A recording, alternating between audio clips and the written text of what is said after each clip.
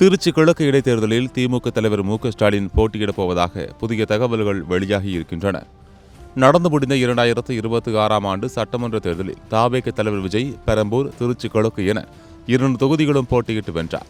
2 தொகுதிகளில் வெற்றி பெற்றதால் திருச்சி கிழக்கு தொகுதி எம்எல்ஏ பதவியை அவர் ராஜினாமா செய்ய உள்ளதாக கூறப்படுகிறது. விஜய் ராஜினாமா செய்யும் பட்சத்தில் அங்கு தாவேக கட்சியின் சார்பில் முன்னாள் IAS அதிகாரி சகாயம் அல்லது லால்குடி தொகுதியில் போட்டியிட்டு தோல்வியடைந்த முன்னாள் அமைச்சர் கோபா கிருஷ்ணன் ஆகிய இருவரில் ஒருவர் போட்டியிடலாம் என தெரிகிறது.